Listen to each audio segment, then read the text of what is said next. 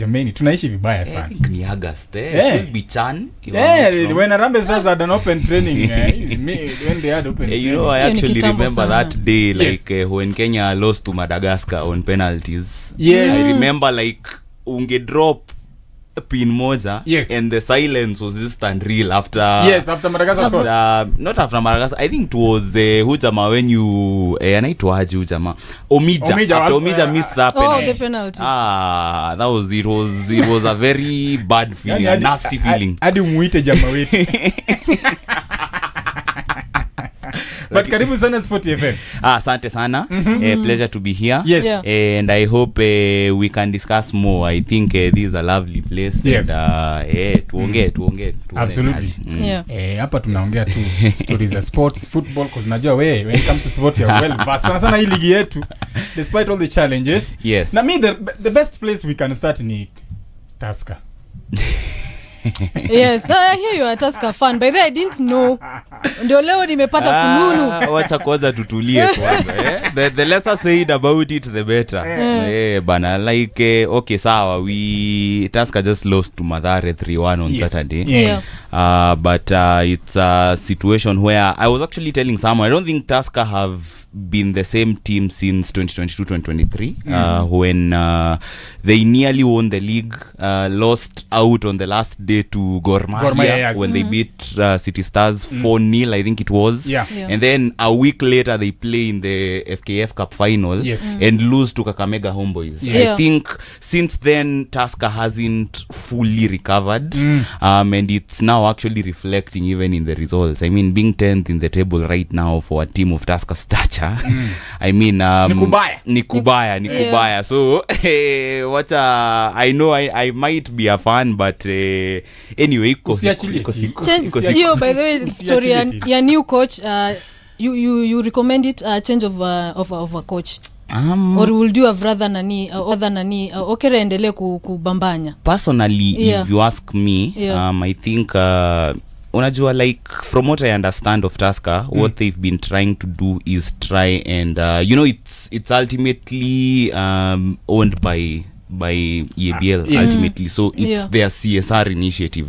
So basically because of cost cutting and things like that, naturally they had to try and trim down the size of the squad, and they had to try and trim down you know, players on massive wages and contracts. So definitely that calls for bringing in younger players who can try and grow together. And because of that, if you looked at their, you know, transfer strategy off season, you notice they brought in a lot of young players. Normally they are a team that, you know, signs established stars. We are talking about players like Kinyanjui, the Capaitos of this world, although he's back, but most of those players are young. Some of them didn't even have you know, KPL experience before coming to Tusker, the likes of Yancy New.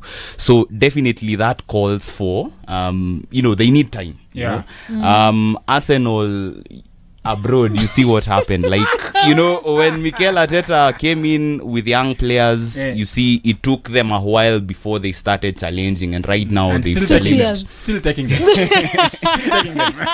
I know you're another fan. Yes, but bottom line, I think that was their strategy.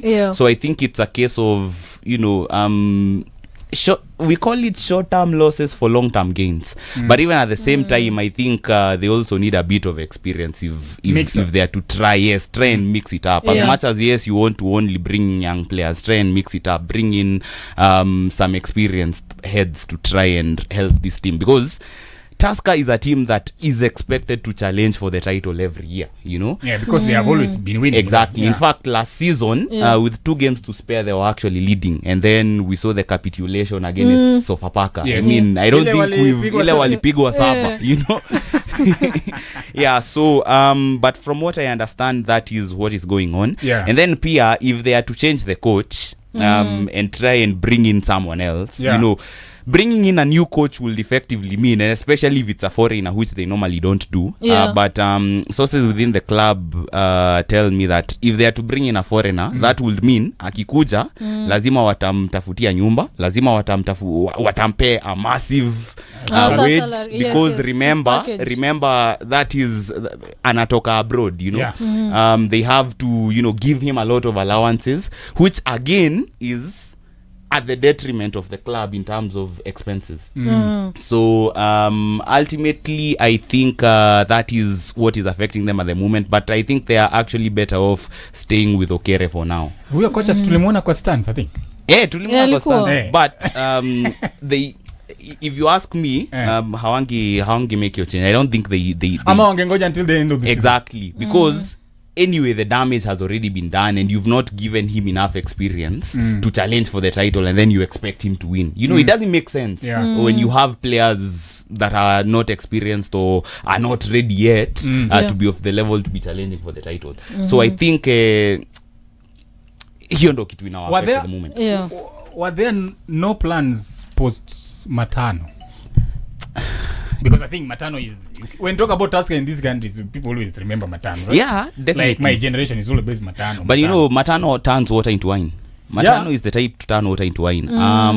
I know even right now at KCB, you see KCB started shakily, but right now they are, you know, they're wako katikati. But then again, KCB unajua they are a team that has a massive budget, but then what normally happens is at the end of, you know, they handle contracts on a yearly basis rather than traditional seasonal basis. Normally, you know, the seasonal calendar in FKF runs from, you know, August to May, June to July, to like it's exactly similar to the European calendar. But at KCB, they offer their contracts on a traditional calendar yearly basis. So as a result unapatanga a contract ya play imeisha by December 31st, right? And then they have to try and renew that contract. So wanaanzanga na mioto, and then ikifika katikati most of their players wanatoka, contracts zinaisha, wanaenda, hawaja agree on new terms, wanaenda. So a coach pretty much has to build the team again mid season. Ndio maana unapatanga usually wanaporomoka, but I think this time vitu zilichange. This time it was the opposite.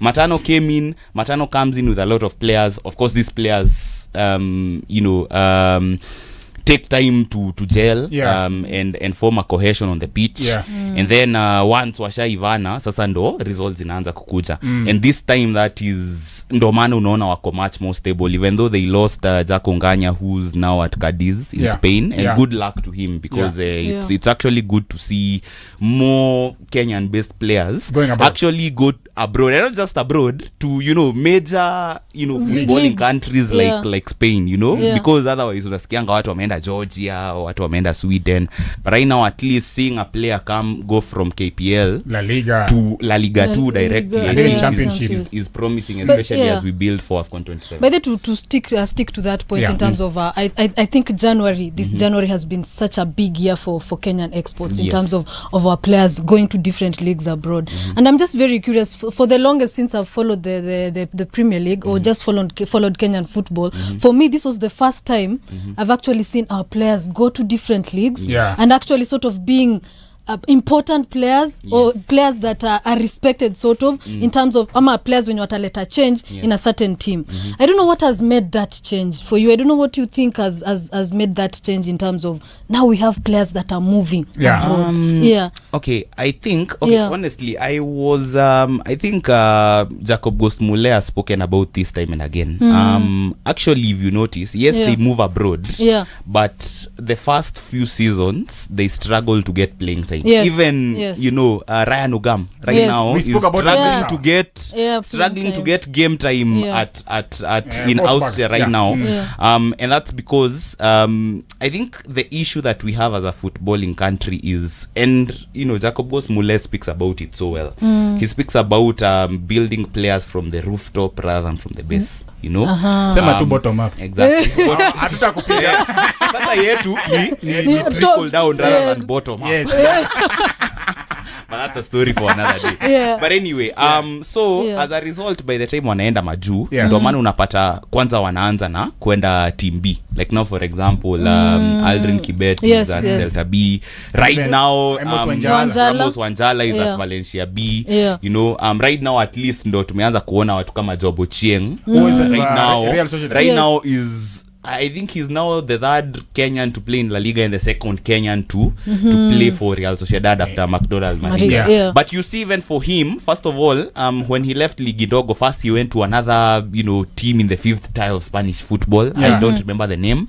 Then he moved. Then from there, that club actually has a partnership with Real Sociedad. So after that, moves to Real Sociedad B, plays for Real Sociedad C, then moves to Real Sociedad B, helps them get to La Liga 2, which is still a decent level of competition. And right now, because players like Kubo are injured, right now amepata chance yake. And you can see already now, I think he's made 2 appearances, if I'm not wrong. So I think it's actually that's why unapatanga most of these Kenyan players when they go abroad, kwanza it takes them a while. But the fact that they are there in itself is still promising. Dennis Oliech, even when he went to Qatar and then moved to Auxerre, Nantes, to before Nantes, I think he was playing for no, he was at Ajaccio, but before Ajaccio, he was at Nantes. Nantes is the club that signed him from Qatar.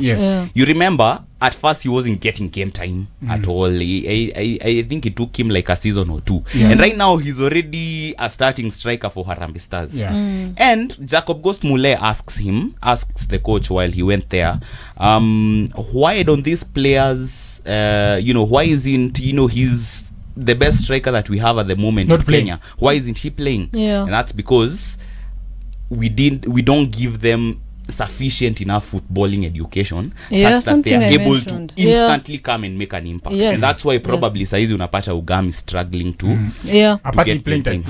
Even on the bench, exactly. And even ata Olunga mwenyewe, you remember when he left Gor Mahia for Jugadens, you know, he leaves Gor Mahia as a top MVP scorer, and then he doesn't play at Jugadens for the first like 6 months. And then after a while akapata rhythm saizi anacheza. So I think the issue that we have as a footballing nation is that kutokuwa na hizo structures in place that can allow these players wakienda majuu immediately impact. That's why unapata the ones who make it kwanza wanatulia, wa get to grips, and then wakishaona these guys are up to standard, now they are given game time, because ultimately at the end of the day ata makoju kwa majuu they need results. Instant. True. Like instant coffee, right? We are a very instant coffee nation. Exactly. True. Let's talk about Sofapaka by the way. Batoto ba Mungu. It seems that they could be relegated this year. The thing about Batoto ba Mungu, we say they'll get relegated every year. They don't. They always find a way to survive. Not just, I think it was only in the last 5 seasons. I think it was only last season where they managed a top 10 finish. 2022-2023 they survived by the skin of their teeth. Dakika za mwisho dakika za lala salama, they survived. In fact hata walikuwa playoffs, and right now playoff imekuwa scrapped off. So right now it's a case of 3 going down, 3 going up. The season before last year walifika playoffs, ilibidi wamecheza playoffs na Naivas, and then ultimately waka survive.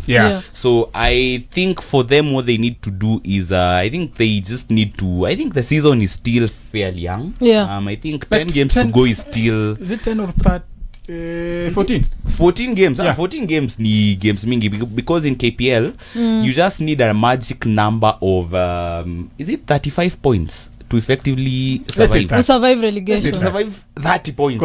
Premier League ni 40. Premier League 40. So who could ni because we have 18 teams. Exactly. So that means hiyo ni 30 points. So as long as wamehit hiyo 30 number they can survive. They need like 16 to get to 30. But now the only issue is this time, while before they were counting on the experience of players like Ham, who we mentioned before. Right now that team is imagine a lot of young players. And then something else, I think the coach at the moment, I remember they were playing against the FC Leopards. I think it was 3 weeks ago something. Ile wali lose 1-0. Yes. they actually played quite well in my opinion. But then now sijui mbona unajua at such a moment you need team yenye wamejel pamoja, wamecheza pamoja for a long time. So I don't know what iliingia kwa the mind of the coach Ezekiel Akwana akaamua for the next game against Gor Mahia he's going to make 6 changes, and personally I thought they played okay as a unit. Unajua saa zingine ball hudunda. So I don't know why he made those changes, and then I think Gor Mahia were dominant on that day. I think he beat them 3-0. So what they, for me, I think they need to do is just wacha kupanic. 14 games ni bado ni games mingi sana. I think and they ultimately they also have that established KPL experience. Ama they need John Baraza to work. Wamtoe retirement. He's a club legend. He's a club legend. Wamtoe retirement. How to the workings of the he club. knows how to score goals. Yeah. The classic poacher. So, but I think 14 games. Yeah. Ask me that question when they have 7 games to go. But right now, I think it's still too early to decide. Unless wakapitulate tu ile kabisa. Unusually I think right now is way too early to decide who will get relegated. I think looking at the table right now, if they could just go like at least 3 games on winning, I think unatoka tu hapo. I think 3 weeks ago. Yeah, because that is the beauty of this league. 3 weeks ago, okay, 2 games consistent. By the way, it's true. Hii ligi inakuanga hivyo, just win 3 games in a row.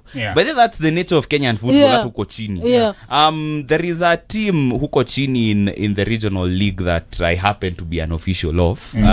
We started the season quite slowly, and that's because we had to bring in tuambie ni team gani na kuna namba gani.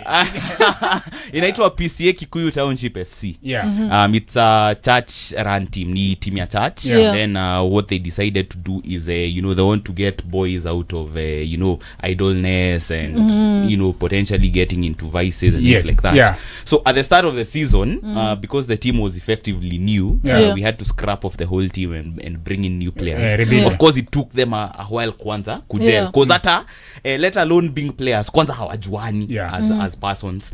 So we started shakily. I think we didn't get a win for the first 5 games of the season.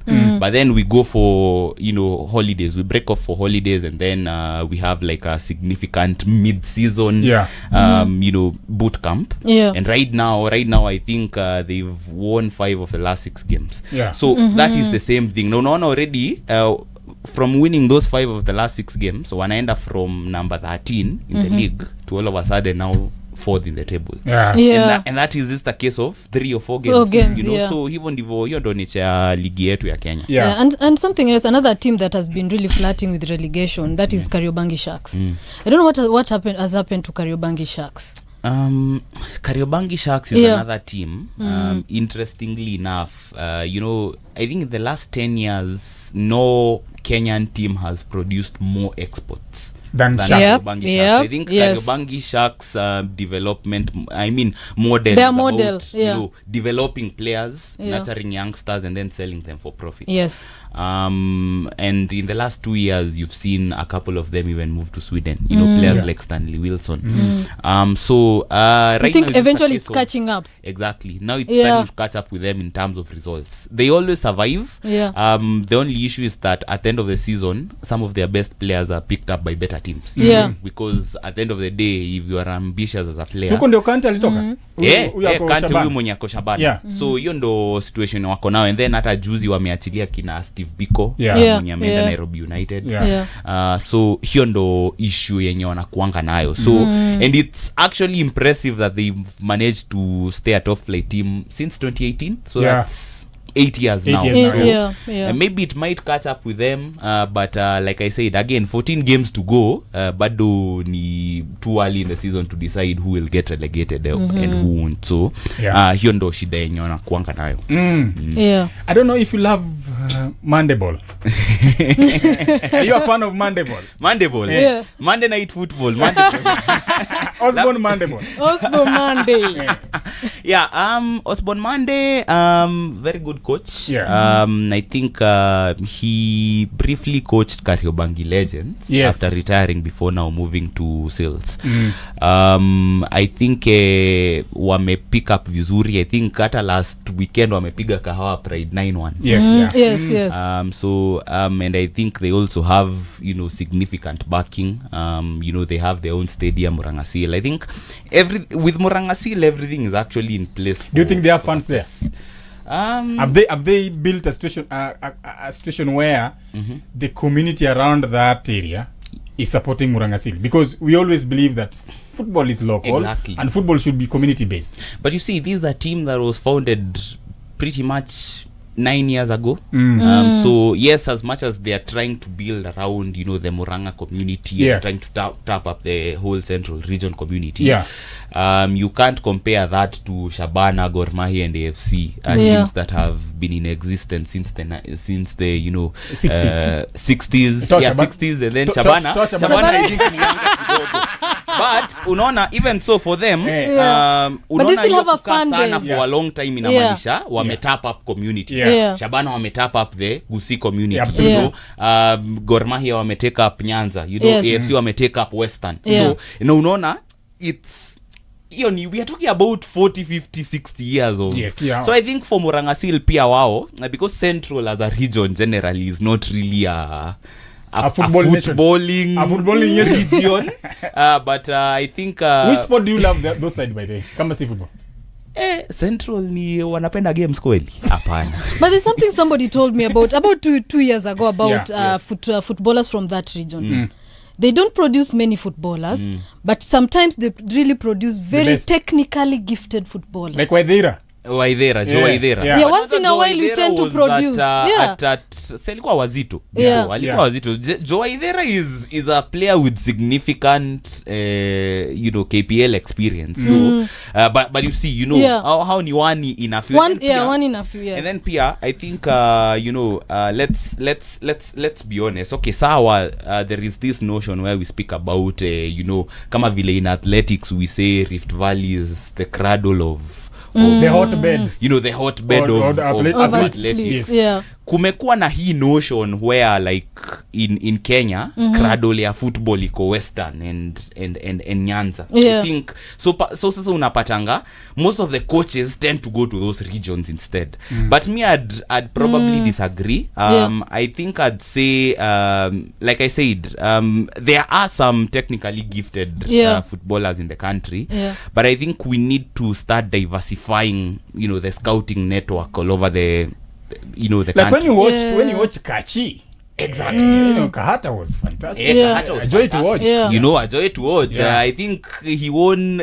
Okay, although Kenneth Muguno, although you know, but you see, ultimately, I think his dad is from Meru. I think I'm not wrong. So unaona pia that shows ata Coast, you know, Coast as well. Saga is also a joy to watch. Exactly. So that shows we have talent all over the country, but it's just a case of how do we, you know, diversify our scouting network and mix them up. And this is why I insist, and this is why I'm so happy and with the new sports bill that was recently proposed. The draft. The draft. What they want to do, if you read it, one of the things they want to do is they want to start collaborating now with the sports ministry. You know, right now with CBC, right now, you know, this new model, si kama sisi watu wa 844 when ulikuwa unaambiwa soma kijana, at homologous series at sijui osmosis and sijui what, you know. Right now, I think that's what they ought to do. Because at the end of the day, wanasemanga most talents come from you know, a school based setup. Like now in Kenya, you know, the best model or the easiest model of scouting talents is school games. It's school games. And we have had so many footballers who have come from, let's say, government African school in Kakamega. It's St. Anthony's. Exactly. It's St. Anthony's is right now, you know. St. Anthony's right now, I think the class of 2023. Three of them are now in, two of them are, three of them are in Spain. Wanjala. Nani Manzu right now for France. You see. So I think what they need to do with those school games is, I think they need to reformat them into more of a league phase format, because the only issue with, you know, knocking out teams, you know, from zonals, from regionals and things like that is people only pay attention to schools that, you know, get all the way to national level. Yes. Yeah. You know, you might be a talented player, but because kama last year Green Commandos walichujwa sijui districts na Musingu, does that mean atijua amechujwa? There's no talent pale. Ati because the team ilichujwa hakuna talent hapo. So I think what they need to do is they need to reformat, you know, school games. At least kukue na situation at least, and regionalize them such that kila team at least iko na guarantee ya kucheza a number of games. You know, through the league phase and league format vile unaonanga with Champions League. Because that way, you know, for a player to develop, that player needs game time. You know, lazima acheze otherwise na for a player kutambulika by the national team setups and things like that, lazima, you know, acheze ajishowcase kwanza, akicheza ndo akue spotted. Otherwise akitolewa zonals na akitolewa district na any player, maybe a talented player, atiju shule yake haikuproceed, hata anakuwa victimized, career yake inakufa tu hivyo. So if they can, you know, restructure school games to that, I think it will help us out and enable us now to tap in more talent, to tap out more talents, not just from the western regions, but also across the country as well, because that is the only way hata itatusaidia pia tukue na, you know, a sustained pipeline at youth in terms level. Of talent, at youth level. Isikue at sawa tumequalify AFCON under 20 and then we won't qualify for another AFCON in like 10 years, you know. That shouldn't be the case, even for the girls. Isikue at sawa because now they've qualified for, you know, the 2024 under 17 World Cup. This is the 2025 awako. You know, that shouldn't be the case. And I think that is the only way tutakuwa na tuta create something sustainable. Yes, and there's something you alluded to earlier on in terms of there's this conversation that has been going on for a while in terms of Kenyan football. Corporate teams versus community teams. When I look at our table, almost 13 out of the 18 roughly are sort of corporate. So this is, I'm putting together corporates, that is KCB's, Bandaris, and of course the defense forces, that is police, Ulinzi, Nini, and the PSS, those ones. So let's say about only 3 or 4 teams are community based. So for you, what do you think in terms of, do we need more community teams? How do we go about it? I think that is a very good question. And I think that is a debate me and Kwanya have actually had it off there for quite a number of years sema now. Sema tu nataka communities.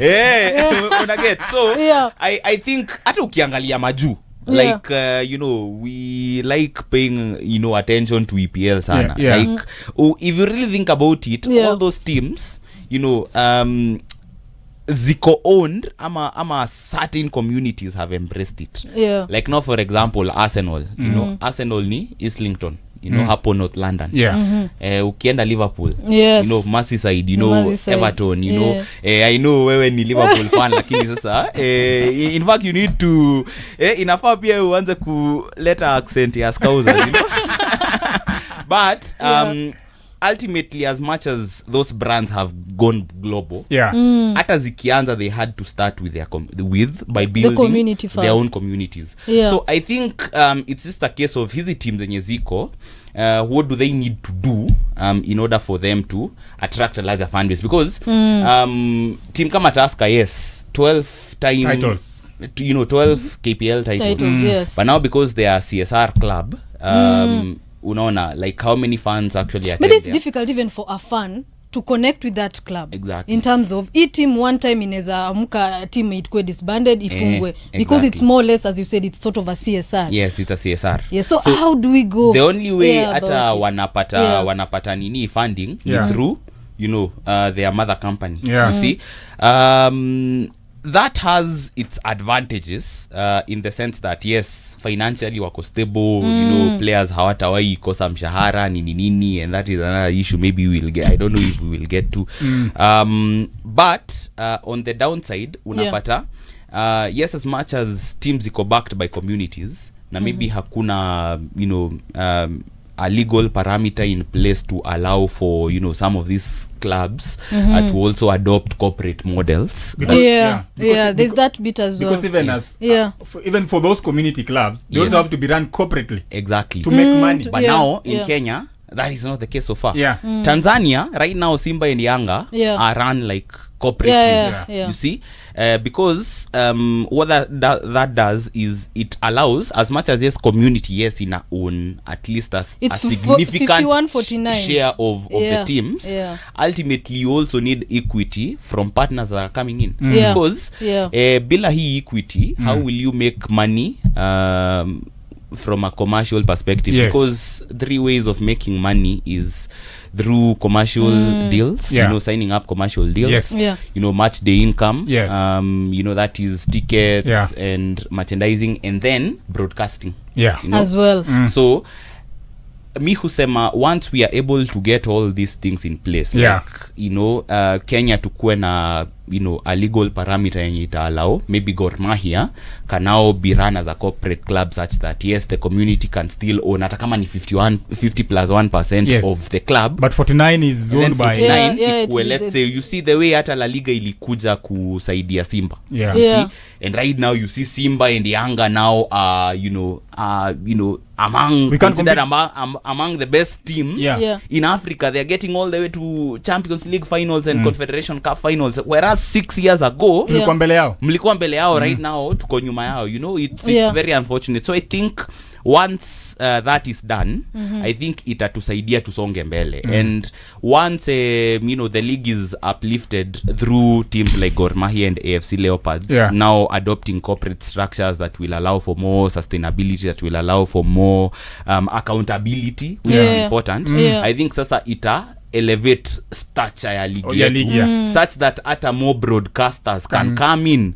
Na broadcasting right now ndo iko na pesa mingi hata kushinda match the revenue tickets. Like true. You can see we depend more by the own broadcasting. Exactly. But right now we can't be saying ati Azam peke yake. Yes, they've done a good job covering our league, but it can't only be Azam that should be, you know, covering our league. We also need to attract more broadcasters, not to tap into as many other audiences.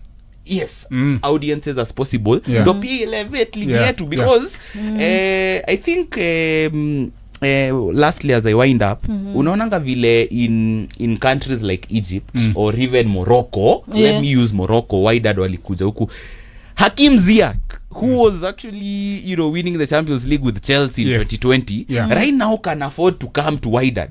And they can afford him.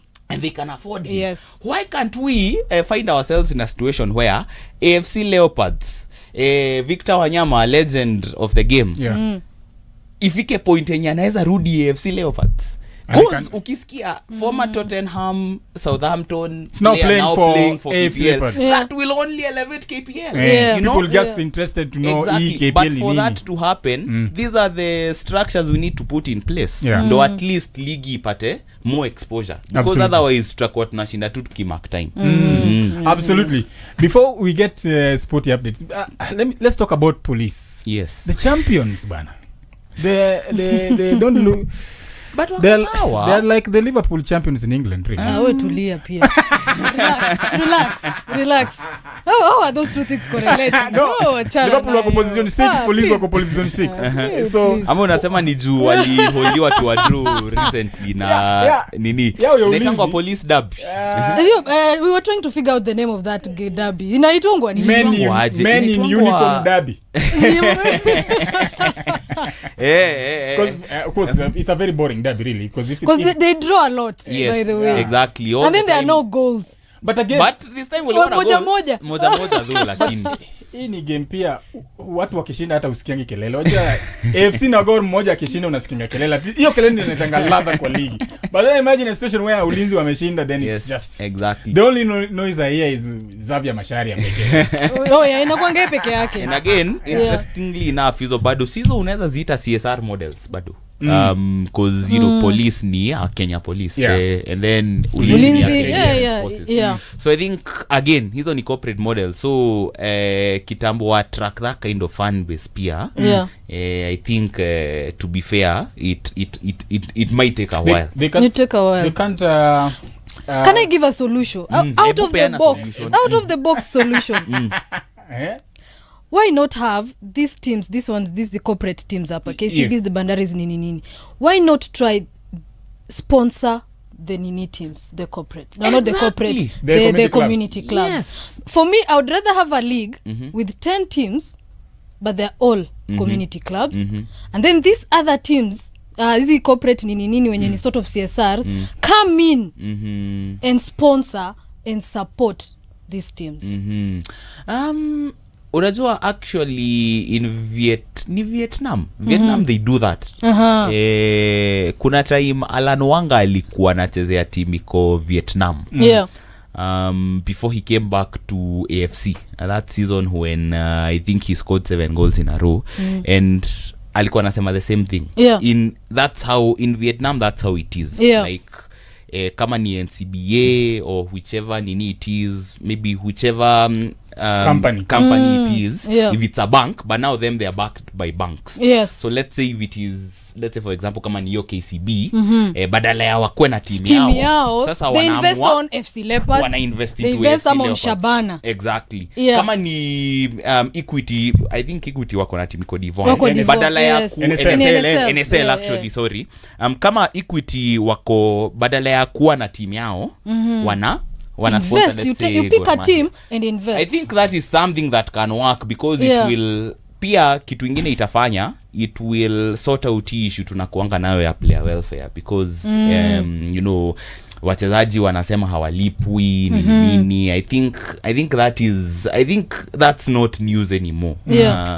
I think as a country, unless like you said, like you have that backing from a company or maybe a community from time to time, unapatanga saa zingine it's very difficult, especially because it's expensive to run a club. Owned. It's very expensive. Like now Sofapaka, that's why I give a lot of respect to Presda Kalekwa, because all those years Sofapaka have been a KPL club without being relegated, and it is his man inatoka kwa mfuko yake. But it's not easy. It's very expensive. Even like I said, hata hiyo team yenye the one that we run sasa unapatanga like you have to dig deep into your own pockets. It's actually not easy, and I think these are conversations that need to be had in order to create sustainable structures that will now allow us. You don't now have to see a player leave Kenyan football to go abroad. Sasa anaweza jiundia pesa yake hapa. Morocco are doing that. South Africa do that.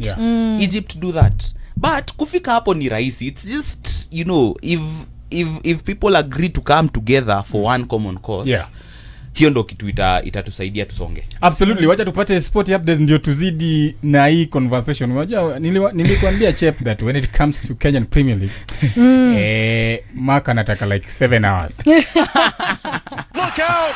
Home run! Top story hits, no misses. The Sporty Update on SportyFM. Kenya's most decorated female boxer Liz Andiego has turned professional and will make her debut on February the 27th, 2026 in Nairobi against Tanzania Chiku Idi in a 4-round super middleweight contest at Mars House. Andiego has signed with Kalakoda Promotions with a move approved by the Boxing Federation of Kenya, allowing her to compete professionally while retaining eligibility for national team duty.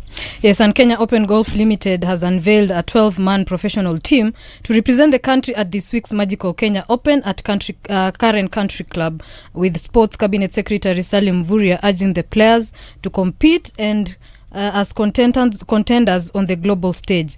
The Kenya Open Golf Limited chair, that is Patrick Obath, said that the squad increased competitive exposure should translate into improved results as the 144-player field from over 30 countries tees off on Thursday, with Kenya fielding the largest contingent and South Africa led by defending champion Jacques Kruwiski. Gor Mahia head coach Charles Akono, aka Good Life, praised his side's tactical discipline after 2-1 win over APS Bomet in Kericho Green Stadium, a result that stretched Kogalo's lead at the top of the FKF Premier League to 6 points. Early goals from Ebenezer Asifwa and Jackson Duang sealed the victory, despite a late reply by Ansel Ochieng as Gor moved to 43 points, 6 clear of AFC Leopards, who drop points away to Bandari FC. And US Stars crashed USA Stripes 47-21 to win the 75th NBA All-Stars game final, with Anthony Edwards and Tyrese Maxey leading the charge. The youngsters dominated from the start to finish, as Intuit Dome securing Edwards the MVP award. That is a Sporty update, so at 3 minutes after 12. Look out! Home run! Top story hits, no misses. The Sporty Update on Sporty FM. Absolutely, welcome back. We are having a conversation, of course, tunaipenda sana. Watu wanasemanga ya kwamba tio media in Kenya are not giving Kenya Premier League what it deserves. We are not talking about Kenyan Premier League nini. Sisi, what are we doing here really? We are cooking. We are cooking. And what a way to cook when you have Mark Kinyanjui, because nakwambia what a build up. What a build up. Wait. Mark wajua. Yes. First of all, me upendanga passion uko nayo when it comes to Kenyan Premier League. Yeah. That's what we need really. Yeah, that's what we need. We need to talk about it. That's what we need. Yeah. That's not what we need, because again, like I said, unajua, even generally in life, yeah, you know, you might be having a well-paying job, but you don't actually enjoy what you are doing. And if you don't enjoy what you are doing, chances are you won't give it 100%. Yeah. That's what we need. You know, this general sporting landscape, not just football, but general Kenyan sporting landscape needs, you know, inataka ujitole, you know, ultimately. And if we have people who enjoy what they do, I think it will only translate into, you know, better days down the road.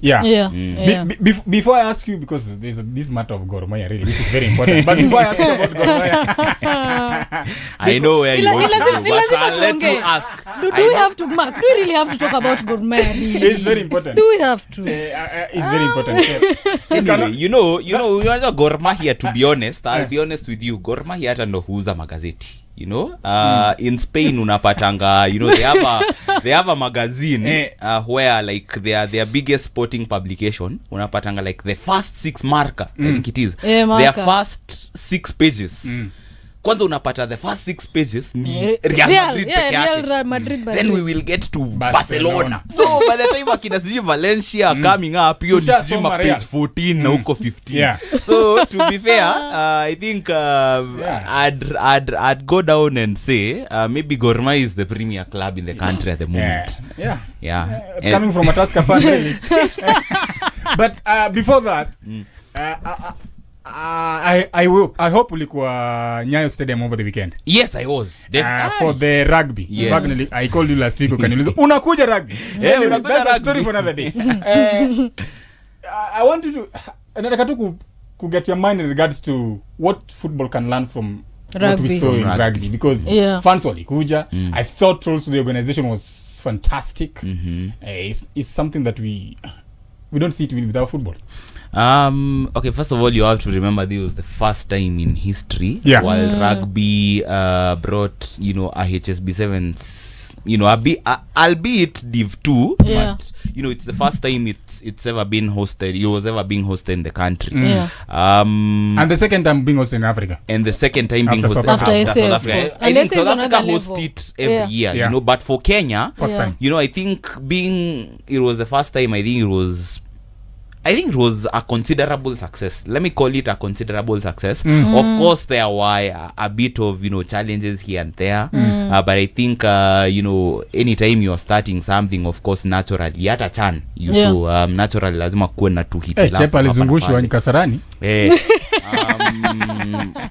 But ultimately, I think it was a success. I think one thing you have to remember is that the rugby fan isn't, the typical rugby supporter is not the typical football yes supporter. Very different in rugby kuna kuanga na hii story ya vibes, good vibes sherehe. Then after that and they spend their money. Umesema niache kuwa politically correct, but generally even in hata ukikana fans there is kuna kuanga na tu hiyo vibe ya it's like you belong to a family, watu wako tu hapo tu kujipamba, and then after that of course there is of course your after party and whatnot.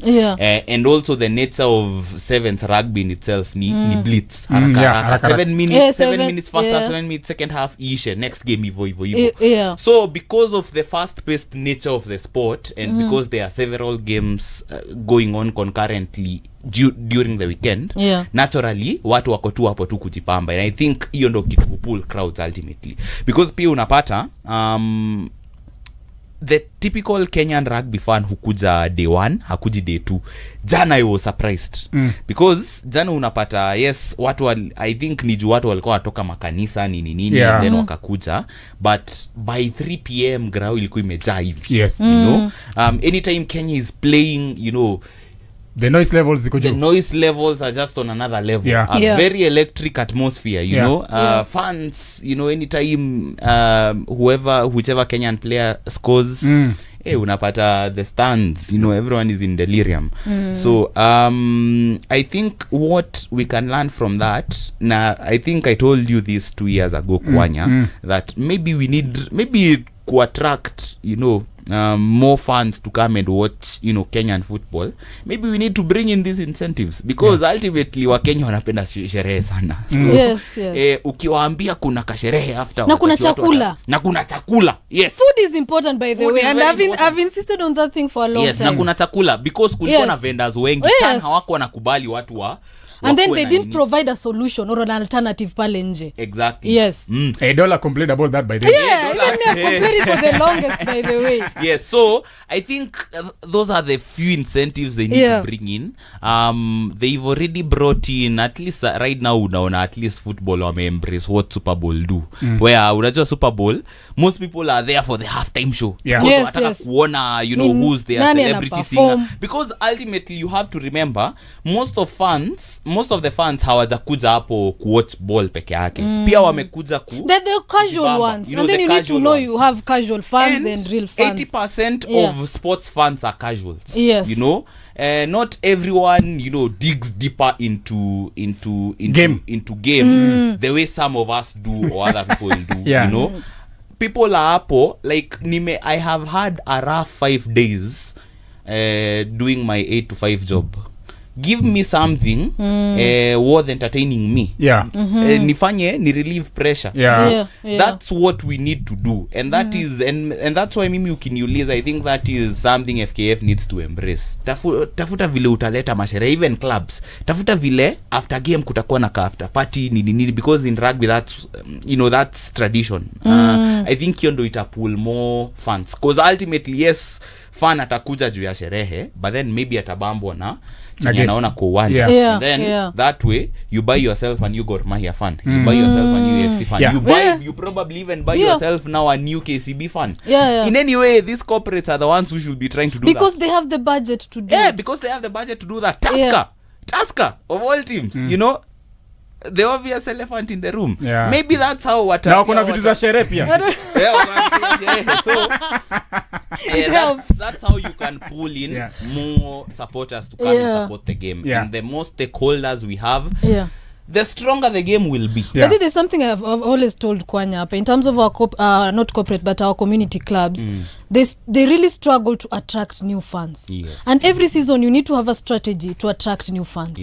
Kosi ule fan mwenye aliwatch Gor Mahia ikiwin title yake ya kwanza that atakuwa hapo forever. You need every year you at least attract a certain number of new fans. Absolutely. And I think our corporate clubs are really failing. Tuna assuming fans watakuja tu. But fans you need to give me an incentive. Why should I support FC Leopards? Exactly. FC iko na nini? Kwanza our players ni kina nani? You need to give them an incentive, and they are really failing. As much as you have lots of fans, but you're failing to attract the new ones. Absolutely. Yeah. So ni Gen Z. Gen Z was si kama millennials. They're attracted by different things. Like so you need to know how to bring Gen Zs. Yeah. Exactly. And na unaona hata maju, that's how they do it. Yeah, they Liverpool, true. Unapata, someone was born in 2017 2018 na unaona already akona full Liverpool kit yake, full kit yake, na hakuwa anajua Liverpool ni nini probably 3 or 4 years ago because of the young age, but right now probably one of the biggest supporters. I think that's what we need to do. We need to come up with strategies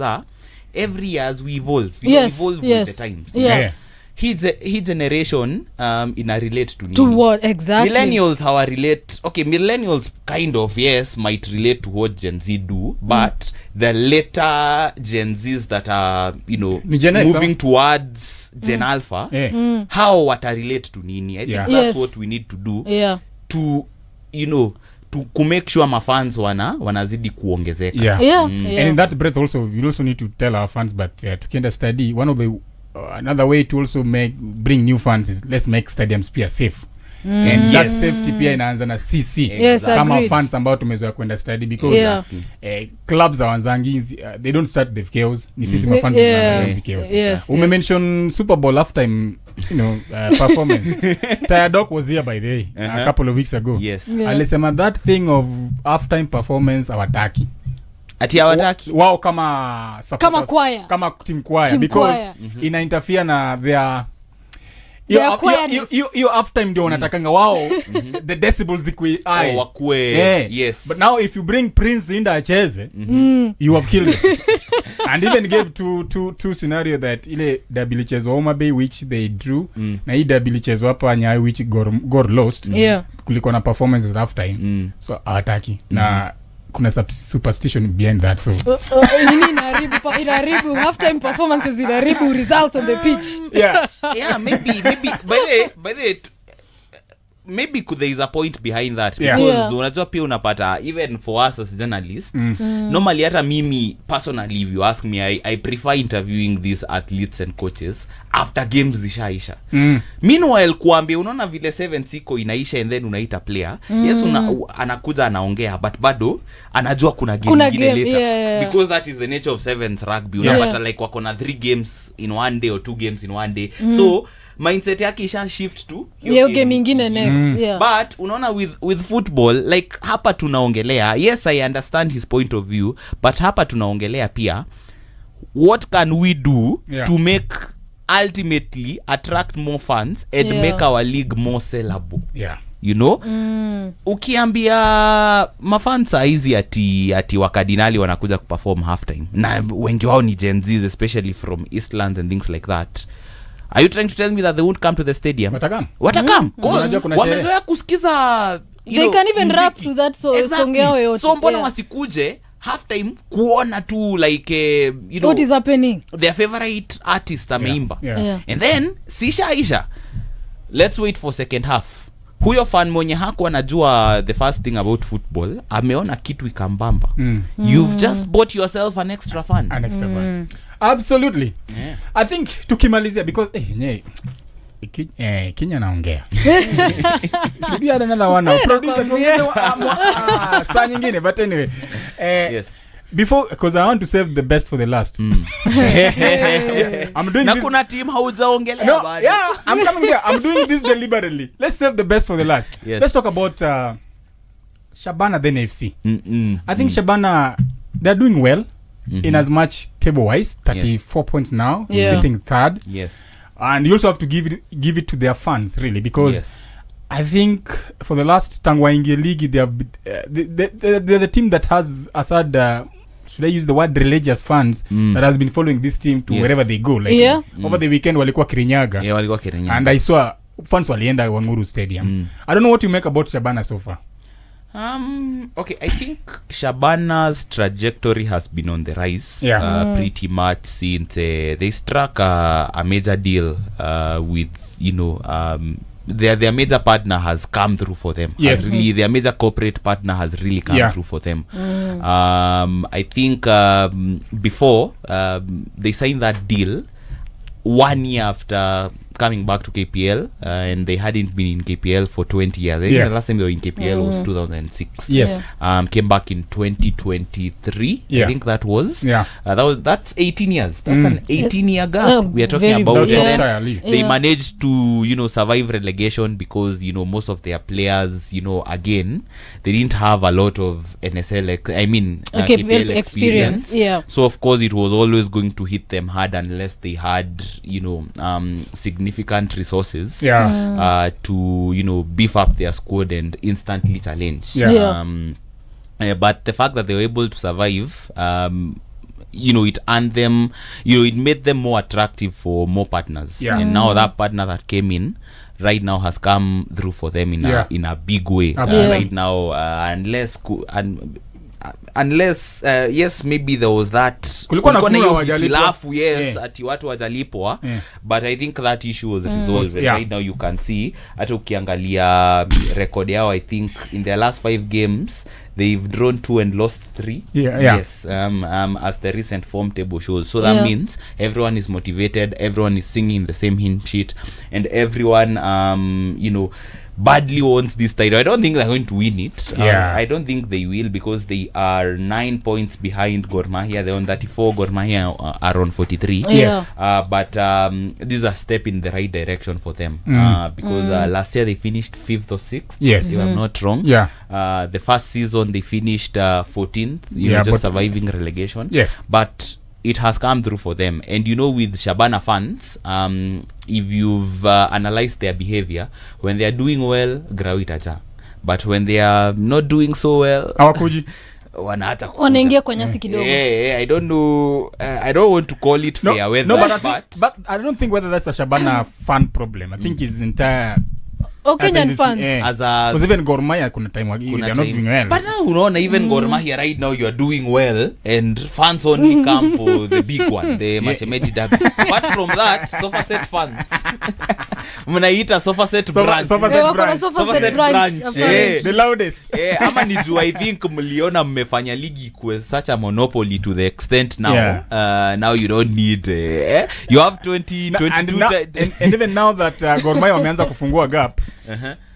There are chances that one have a few of their fans going to the stadium, because watasema itaji defend, and especially if AFC Leopards wataendelea na hii momentum, their positive momentum of at least they're challenging, utapata by the time your derby na imefika, now it will go back to the heights of 2012 and 2011. You remember back when in 2011 2012 I remember Mashemeji derby was like, and you used to know 3 weeks before that something big is coming. And I think AFC Leopards actually doing well might help.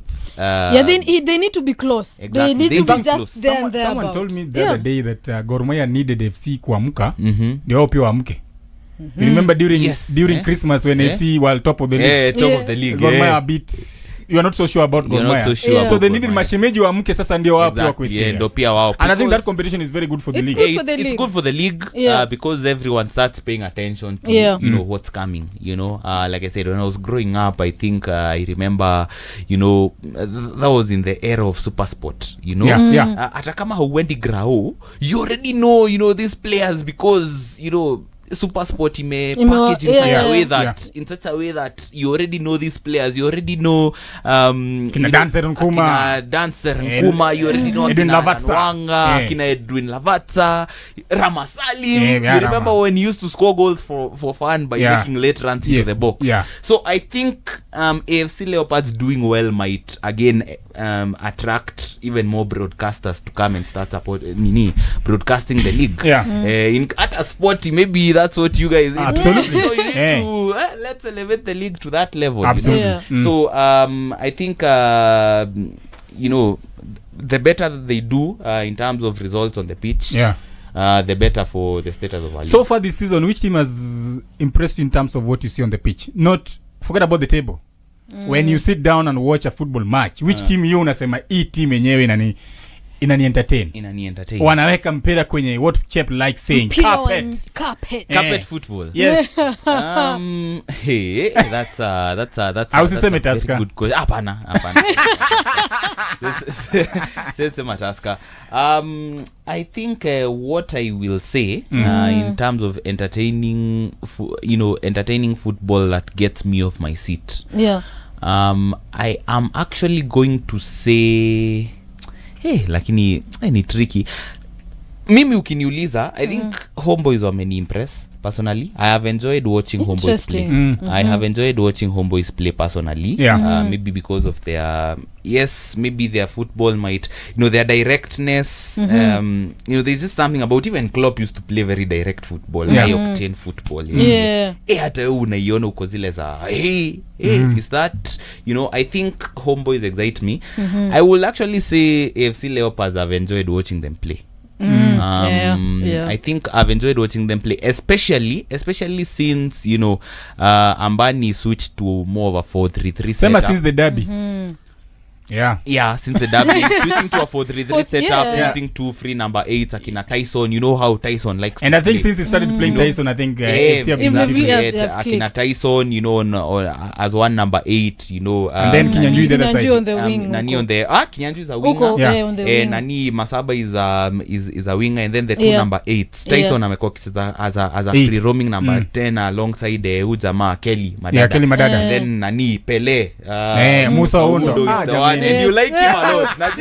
You like it. By the way, even me, I'm a big fan of him. I'm a big fan of him. So I think I have actually, because we call it wacha sijini iseme je ne sais quoi. Je ne sais quoi is that pretty much unpredictable. Ability, that quality to be able to do the unexpected. Eccentricity. I think Tyson is a very eccentric player, and he allows he brings a sense of creativity to the team. So I think since switching to that 4-3-3 setup, I have actually enjoyed watching them play. So those two teams. Those are the two teams that any players who have stood out for you this season? So far.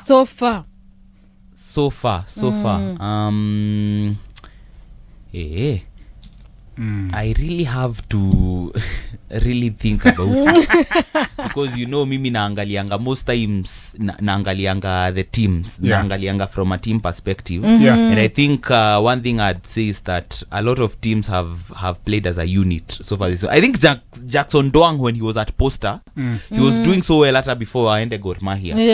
He's a player that has really stood out for me. And I think if he continues in his trajectory, I would be surprised if he's a real contender for MVP.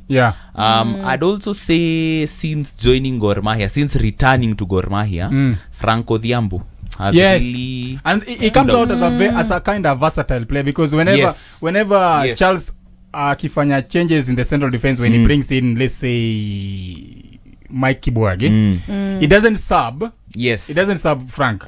And I let us Frank in the middle of the park. And that is because Frank is very good on the ball. There is a reason he went to Jugaden that early, because there was promise, and then he has pace. He's very nonchalant on the ball. He's very good in the air. I think he's scored 2 goals already, if I'm not wrong, from set piece situations since joining. He's another player that has really stood out for me. I think I'd actually say he's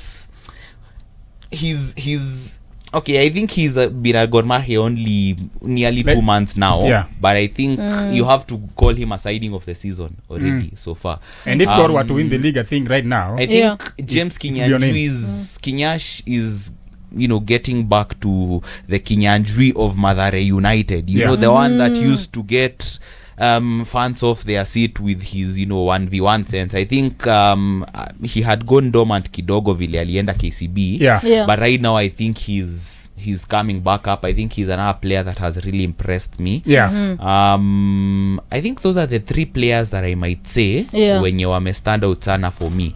Even Sesonjo, who this striker from AFC Leopards has also come up well, very nicely. Those are the 4 players that will really stand out for me. Absolutely. I think tumefika wakati wa kumaliza. Sasa tumalize na Kogalo. Mayenga Gor Mahia. Na saizi kuna factions mbili za anthem. Kwaya ni mbili sasa. Yes, I don't know why that is, but we need a united choir. So long as both choirs are supporting one club, kuna shida gani? Nilikwambia muite tu mkutano, msolve maneno. Ni vitu kidogo tu, watu tukomeza watasolve. I'll be honest with you. When Gor Mahia maybe are hosting like a home game, like a home AFC, you know, a home mashemeji, and they're the home team. Kuna mimi nasikianga hizo goosebumps time, you know, the anthem. Gor Mahia. Like una feeling kana kujanga once. Na unajua mimi si fan wa Gor Mahia na niko na hizo goosebumps. Sasa si toka Tusker sasa. Come and support where goosebumps zinatoka. Niko ni vibes. Inakuanga vibes. What do you think about Kogalo? They are now sitting top of the table, 43 points, having played 20 games, and of course even I think they are the team that has scored the most, the most goal difference, the most points. Despite the fact that sai ukiwatch Gor Mahia, still this you are not convinced as a fan, but they are winning. What do you make about them? But you see, you know, we said the same thing about Jonathan McKinstry, and McKinstry won Gor Mahia. No, but McKinstry, team McKinstry was very good defensively. I think I remember there was a period he went like 4 games winning 1-0. Yes, 1-0. You don't win 1-0 every game. But now you see, Gor Mahia is about winning. As long as the manager is doing his job. I've been telling Kwanya. It's about the 3 points. It's about the 3 points with Gor Mahia. Because mimi, I have seen Gor Mahia. Last season, you had 4 coaches. Yeah. You know? You had 4 coaches. and you know... But even I'm curious, I know you've supported Gor for a long time. When is the last time you watched Gor Mahia and enjoyed the football? To watch a title. When is the last time? Maybe it goes even 5 years or even more than 5 years. Have to take it back. Which team did you enjoy? Kina Williamson, Nuttall and Kerr. Maybe. Who was the coach then? Frank Nuttall and Kerr. Dylan Kerr. And of course Bobby Williamson. That period I think Gor Mahia were playing some nice stuff.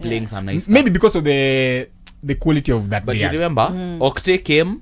Yes, the football wasn't particularly swashbuckling, but you got to a quarterfinals of the CAF Confederation Cup. You know, I think with Gor Mahia, you know, Gor Mahia is like Real Madrid. You know, you saw Xabi Alonso get sacked by Real Madrid after just 6 months, and that is simply because you know, maybe the results kind of inconsistent, and also because, you know, the inability to manage big egos in the dressing room. I think Gor Mahia is at that point where, as long as you guys are winning, as long as Gor Mahia are getting results, I don't think it's about the football. Because right now, when AFC Leopards is on your neck, you know, just nudging you guys, just making sure that you are not comfortable, I think you'll take any win. A win is a win at the end of the day. Maybe you might say the football might not be sustainable, but you are getting wins ultimately. Sometimes let's win, but we enjoy. Hiyo kuenjoy utangoja for a while. There's no need of, hakuna raya, yes tulishinda, but how? That how part is very maybe I told you, as long as it's 3 points. Tuseme say you go on and win the title. Conversation itakuwa Gora tu kucheza vizuri. Sitakuwa tumeshinda kikombe. End game. If you listen to so many of Gor Mahia fans, what they're saying, it's not what you guys are saying. But anyway, the most important thing is the 3 points and get always being top of the table and aiming for 22nd title. Are they winning it? I think you have to. You know, right now is still very early in the season. Mark, we're back in 14 games. 14 games ni mingi. Ni mingi kwa ligi yetu. 14 games ni mingi. But the rest of the pack are not consistent. You know what I'll say right now. For right now, I think yes, you still have to put Gor Mahia as favorites to win it. Yeah. Yes, maybe because of that. Ultimately kuna hiyo Jose Mourinho used to call it football heritage. Yeah. The spine of that team, hata kama you lost Austin, I think the spine of that team was still part of the team that won the titles in 2023 and 2024. Yeah. You managed to keep hold of Alpha. You have Sylvester who won the last 2 league titles. Yeah. You've got I think those are some of the players that has Akina Ochuoga are still there. Lawi bado wako kwa bench. Lawi ako kwa bench, but that experience bado ina rub on to the rest. Yeah. So I think, and then plus the fact that Akono has brought in his players with some the Ghanaians, some of them with European experience.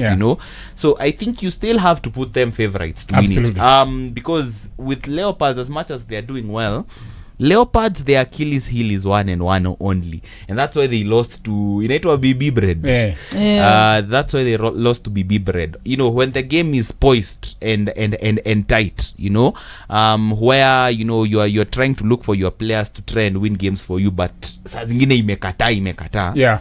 The tactical understanding of the coach to say, maybe let me try something different to see something unpredictable to see if it's going to work. I think that is AFC Leopards only Achilles heel, because otherwise AFC Leopards kitu inawasaidia pia, and that's why they're doing well, is because the spine of that team has played together for such a long time, a 3 or 4 year period, to the extent that they can find each other blindfolded.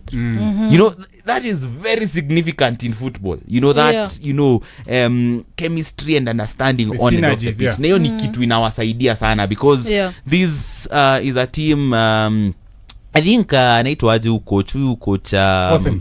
Not Ausems. Okay, Ausems used to play good football with them, but after he left, there was TJ, Tom Juma came in, and then there was this coach. I don't know why I'm forgetting the name. Yeah.